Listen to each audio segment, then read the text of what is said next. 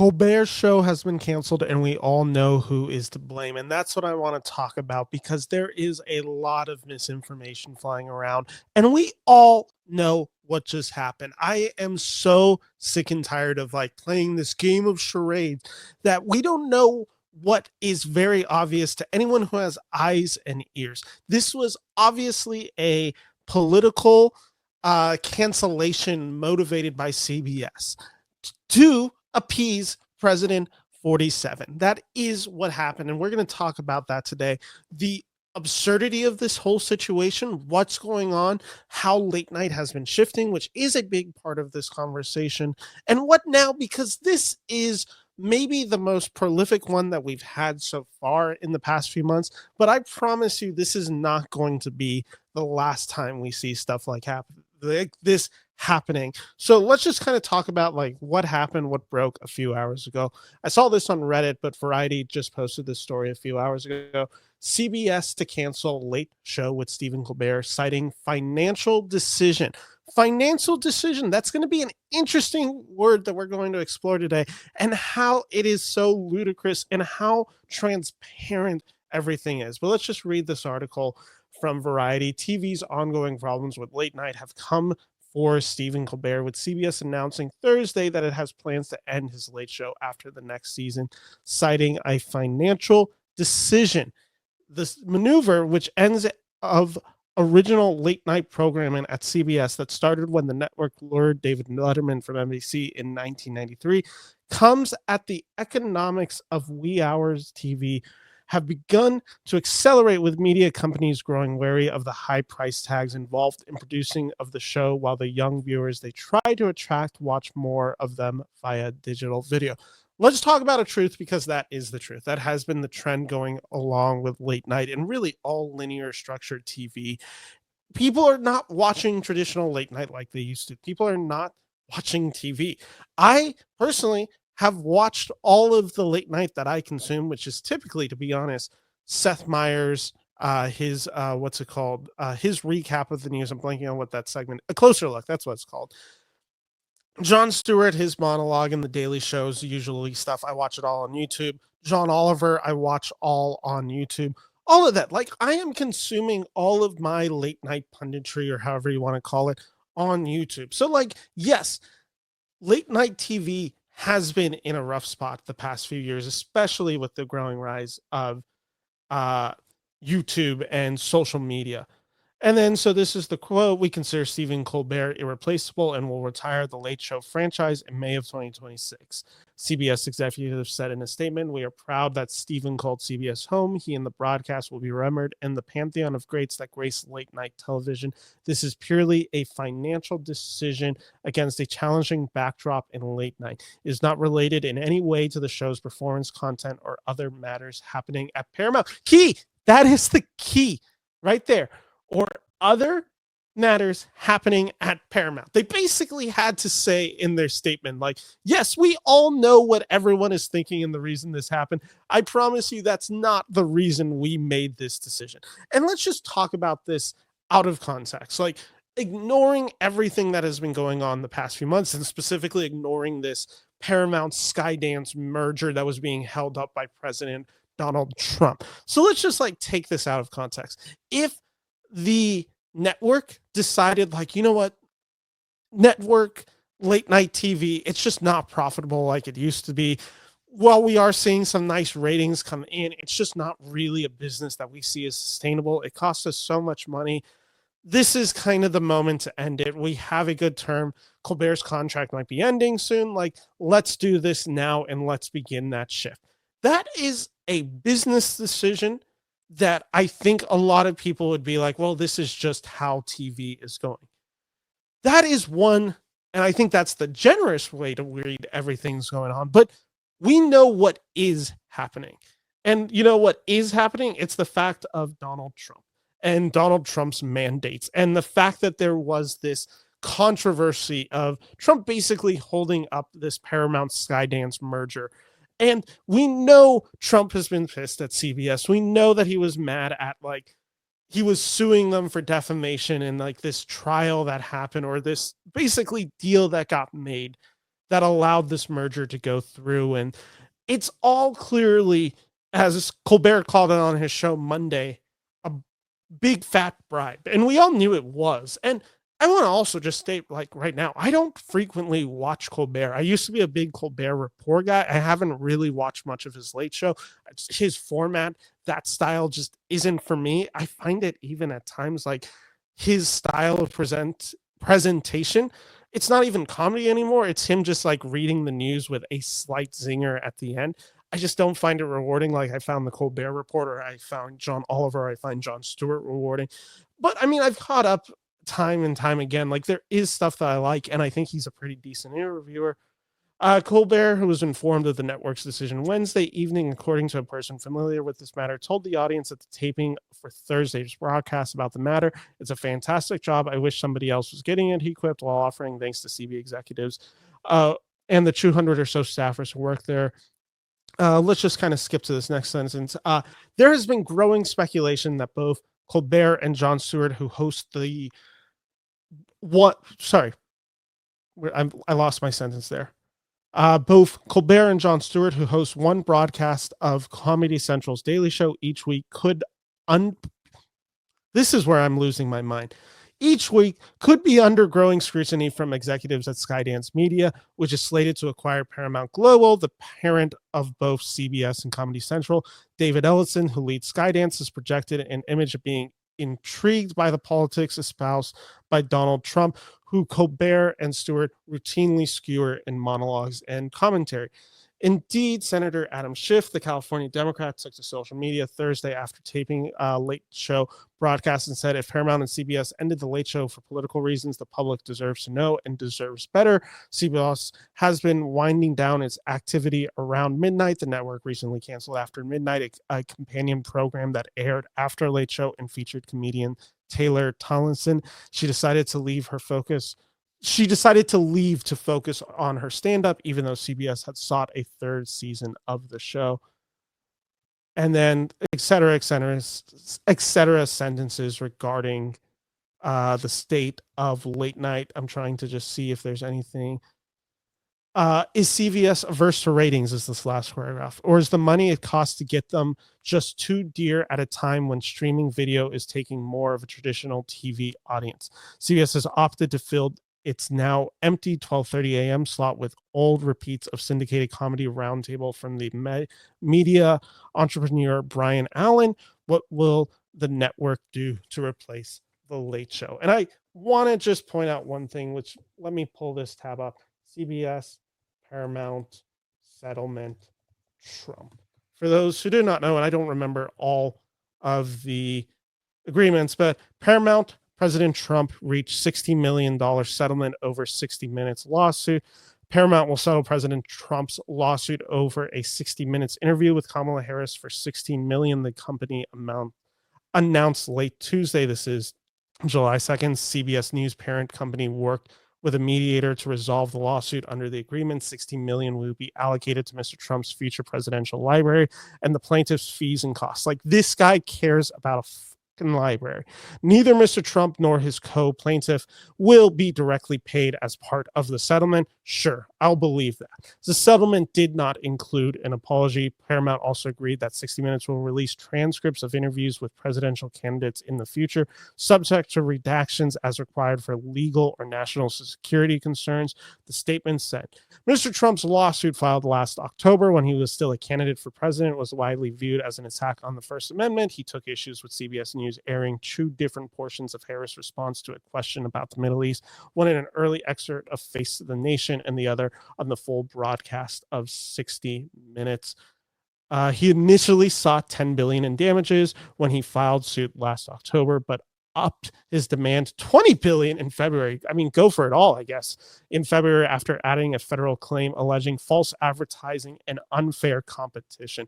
This is the behavior of a bully. We've all known this to be the behavior of a bully. Let's just read this quick thing. First Amendment scholars and constitutional experts largely viewed the lawsuit as a frivolous misapplication of the law. et cetera, et cetera. We all know what happens. In an April Truth Social post, Mr. Trump said he was honored to be suing CBS and Paramount. He also urged Federal Communications Commissioner Chair Brendan Carr to impose the maximum fines and punishment against CBS in connection with a news distortion complaint, which was filed by a conservative group over the same Harris interview back. Again, we're just kind of going through this. We're not reading this all, but back in February, CBS complied with the FCC inquiry to hand over the transcript and release videos from the Harris interview, simultaneously releasing their files to the public. If completed, the Paramount Skydance merger will cap off a long, turbulent sale process that attracted multiple potential bidders. Talks between Skydance and Paramount corporate parents, National Amusements, were briefly called off before the sides resumed negotiations and clinched the deal in July of 2024. That is the larger context that I want to say, which is they took a bribe. We all know they offered a bribe to Trump and Trump agreed to it. I want to talk about this idea that like the ratings are the issue. So let's jump over to this one. Late night ratings revealed. Who's top and who's lagging behind? This is from TV Insider. And we're just going to read some big ones. According to LateNighter.com, citing Nielsen ratings, CBS The Late Show with Stephen Colbert topped the 11:35 p.m. hour in total viewers with an average of 2.417 million across 41 first-run episodes. The Late Show was also the only program to show an increase over the first quarter, with the show up 1%. Jimmy Kimmel comes in second place. Jimmy Fallon at 1.18 million viewers, so forth and so on. The biggest winner, however, was Fox News Gutfield in the 10 p.m. slot. The show, which takes a satirical look at the weekly news of a panel of comedians and political commentators, averaged 3.289 million viewers for the second quarter. And one last thing, I just want to read the line, which is the final paragraph. Finally, Comedy Central's The Daily Show averaged 900,000 viewers and 190,000 in the demo in its 11 p.m. slot. While this was down -2% compared to the quarter one, the show was up by 2.7% in the demo compared to the same period last year. This is all to say that there is this narrative that Colbert's ratings were in trouble. His ratings were actually on the climb. This is where I want to kind of jump back to The Late Show with Stephen Colbert. You can just look at his most recent ones. And specifically, let's kind of look at like what most people deem the big part of the Colbert Show, which is the monologue. So let's just look at his most recent monologue yesterday. Trump to MAGA, don't talk about Jeffrey Epstein. 1.7 million views in 21 hours. Let's look at the next monologue. We have Rip Mustache, New York's wettest hour, military AI, who stole Beyonce's hard drive, 1.4 million one day ago. Before that, we get back to, here we go. And this one was probably a very big one. Paramount's Trump settlement, a big fat bribe. Jeffrey Epstein never dies. FIFA trophy row, 2.1 million views. This is all in this past few days, plus every other companion video that he releases related to late night. We have one on the mayor race a few weeks ago in New York. 2.7 million views for that monologue. I have some interviews with John Cena and Lord. Trump dropped the F-bomb. Operation Midnight Hammer failed. ISIS Everglades internment. 2.6 million. And for the last one, and I want to bring this up, there was the interview with the mayoral candidate from New York. I do apologize. I don't remember how to pronounce his name. I'm not in New York, so I'm not following that as close as other places are. But 1.2 million for that. And then Trump's weird Iran speech, massive. What does that say? This is where my glasses are failing me. But etc. Massive penetrators. Penetrators, more than a feeling. It's all here. And 3.2 million. That is to say, basically every monologue he's doing is getting kind of like a minimum of like 2 million views. Plus the fact that on TV he's getting about 2 million, plus all these companion videos, plus sponsor, plus advertisement. Like, it seems fishy to then believe like, oh, well, while he's at his highest, this is when we need to, like, end this show. Like, his ratings are fine right now. His ratings are actually quite good. This is the thing that I thought was really interesting, which comes from uh dismiss that. Ad a week of June 16, cable news ratings, Fox News and CNN record total viewer primetime growth. Here's some of the big figures. And this is where I talk about the idea that mainstream media is leaning liberal. It's just a lie. Mainstream media, the way we usually consumed traditional media, which was specifically a lot of these networks like CNN, MSNBC, ABC, Fox, like, they're leaning conservative, and you can see that in the numbers. In addition, Fox News breaking news coverage on Saturday night of the military strike saw it come in first place, averaging 4.9 million total viewers. We can just kind of go through these numbers. Fox News averaged 2.0 million total viewers in total day viewing based on its average in the measurements from the previous week. It was up 4%. Fox News remained number one in total primetime viewers and ascended. MSNBC in primetime averaged 1.078 million. And then let's go all the way down to the failing CNN, 800,000 total primetime viewers. It was up 7%, which kind of tells you how bad CNN's numbers are doing. The reason I mentioned that is because we're kind of looking at these numbers. So I looked at another source. Fox News is about for Q2 of this year, it was about 2.63 million viewers. And we're now being led to believe that Colbert was getting about 2.4 million for his late night show. Kind of tells you he's a pretty big opposition for Trump. He is somebody that is very vocally shares his disdain for Trump, attacks him on a nightly basis. Trump has attacked Colbert for a decade plus. He has gone after CBS. Start doing the math. What's going on? We all know what's going on. This is not the last one that is going to happen. And I think that's the thing we kind of need to remember. This is not the last cancellation that we're going to see. Jon Stewart's contract ends, I believe they said December of 2025. Is the Daily Show going to get renewed despite the fact that the Daily Show is having like really good ratings right now? And again, most people consume that via YouTube now, or TikTok, or however they're viewing it. I watch mine all on YouTube, but again, you can just see the views.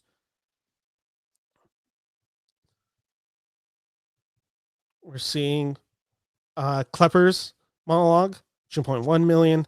Nick Offerman came on the show, 1.1 million. Deep dive into Trump and Epstein's relationship, 2.9 million. Let's look at the one that I watched earlier this week, a Jon Stewart hosted episode. Where am I missing it? I must have just skipped it. I just totally went over it. Here it is. 5.6 million, John on Trump's Epstein meltdown, MAGA mutiny, and Elmo's anti-Semitic tweets. 5.6 million 2 days ago.